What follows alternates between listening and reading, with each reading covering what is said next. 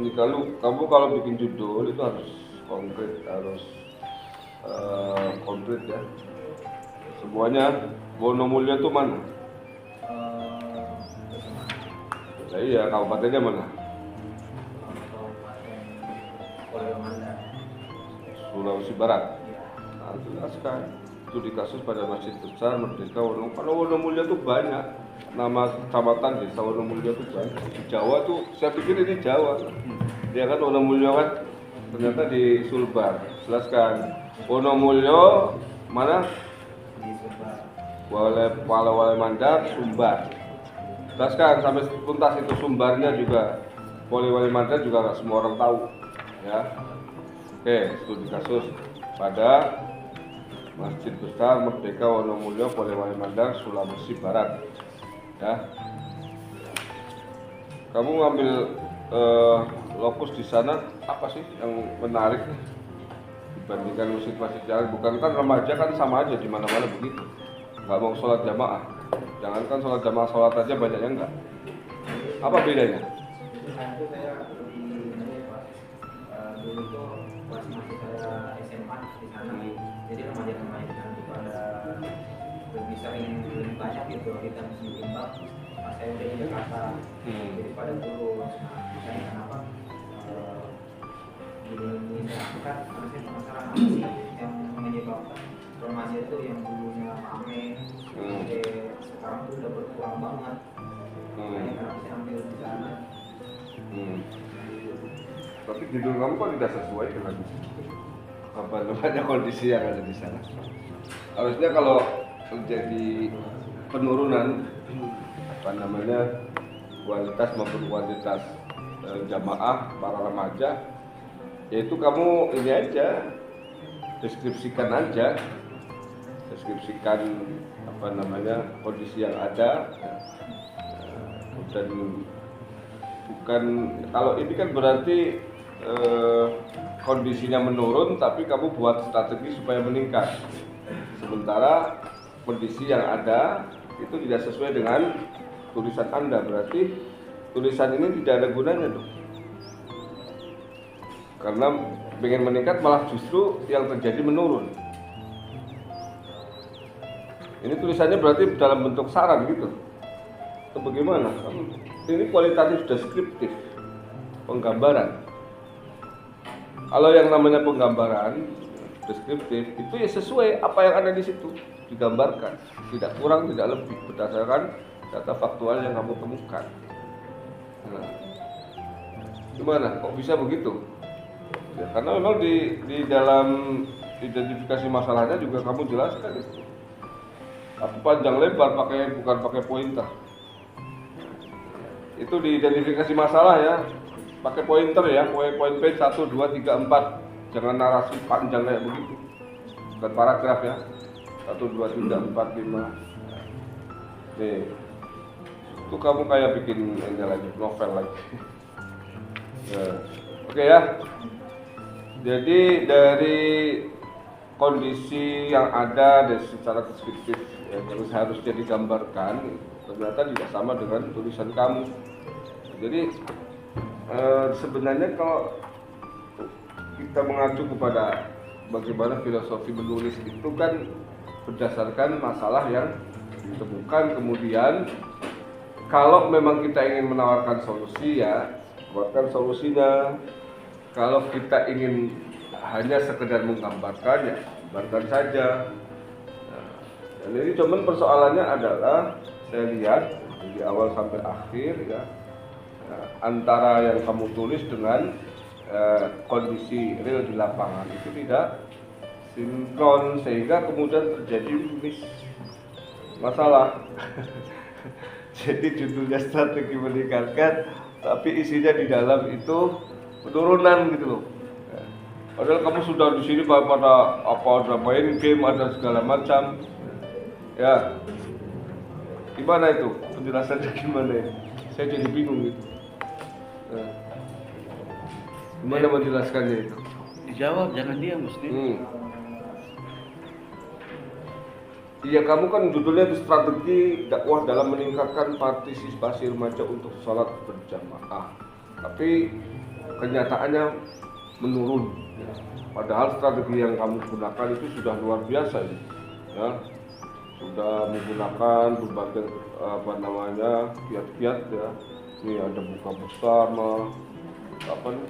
Tadi itu yang saya lihat ada jemaah berkah, kemudian ada juga apa itu studi tour, ada juga nih ya, kemudian main game bareng ya, kemudian ada lomba Islami ya. Strategi dakwah yang Hmm.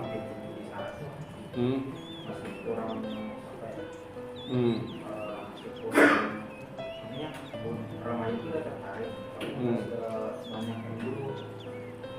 Jadi saya apa ya, di sini saya bilang buat mencari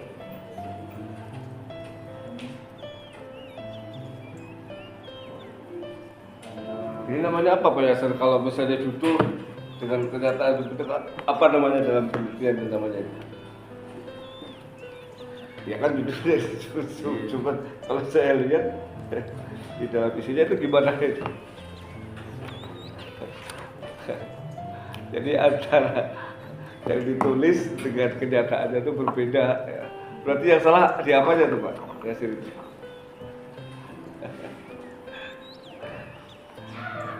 Jadi ya itu mungkin dari awal menemukan masalahnya itu dia tidak paham masalah itu apa, ya kan?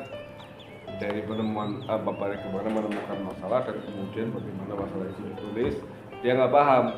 Carikan solusinya. Iya. Jadi kalau seperti itu sebenarnya judulnya jangan begini. Ya. Kalau penurunan kemudian jadi apa namanya?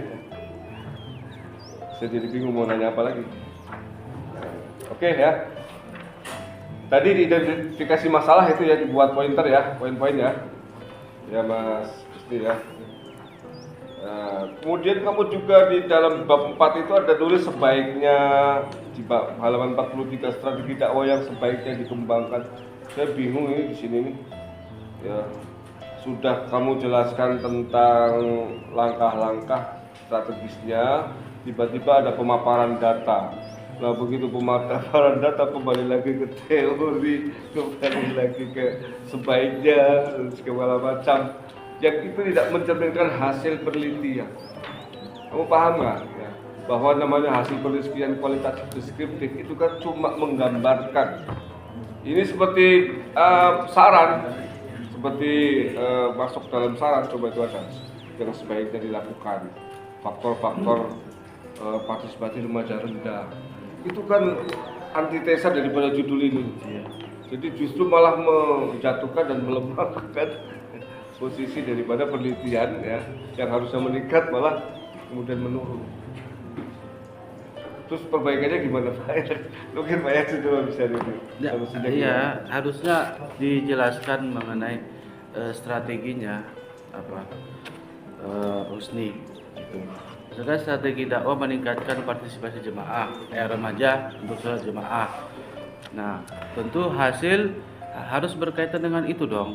Bagaimana kemudian strategi yang diterapkan, yang ditentukan untuk kemudian ujungnya itu adalah sholat berjemaah, partisipasi. Bukan kemudian partisipasi ini faktor-faktor apa-apa strategi yang spesifik yang dilakukan dalam untuk menyelesaikan itu loh, tujuannya itu yang harus ada di dalam hasil. Nah, apa kira-kira strategi yang dilakukan secara spesifik, secara jelas?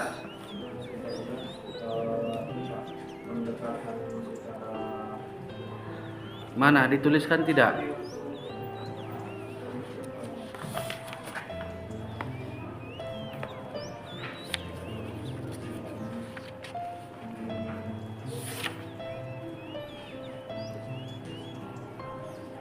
Kamu juga membuat rumusan masalah ada 5, banyak sekali, tapi penjelasannya tidak sempurna gitu. Halaman juga tidak memenuhi sampai 60, padahal rumusan masalah ada 5, harusnya lebih. Kalau rumusan masalah 5 itu harusnya banyak. Ini 5 cuma secuil-cuil, itu juga tidak sampai pada 60 halaman.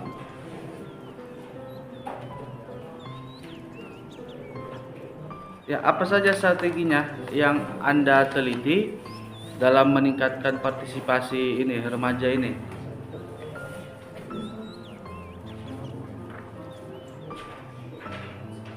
Kamu boleh sendiri apa enggak sih Kak? Enggak. Dia Wah, berita ini ada indikasi joki lagi nih. itu enggak sama sekali enggak bisa jawab.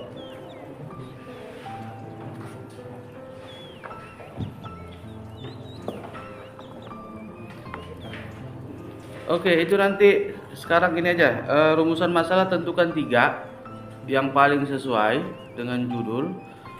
Bisa misalnya bagaimana strategi dakwah yang dilakukan dalam meningkatkan partisipasi remaja, apa saja mungkin poin-poinnya, apa tantangan-tantangannya. Ya, pilih ya 3 saja di antara yang 5 itu. Kemudian itu jelaskan secara spesifik mengenai apakah ada tantangannya, apa strategi yang spesifiknya, lengkapi dengan wawancara segala macam, dan juga dibahas juga ya, dibahas bagaimana kemudian temuan data itu. Tuh, ya. Karena secara penyajian rancu sekali nih Husni. Belum kemudian juga penulisan ibit terlalu banyak sini, ibit. Boleh saya edit lagi.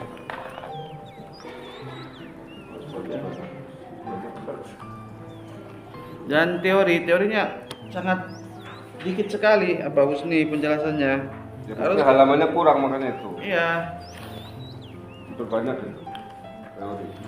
Ya, kajian itu di bab 2. Ya diperjelas lagi di bab 4 ya Husni ya. Paling itu saja supaya lebih bagus lagi.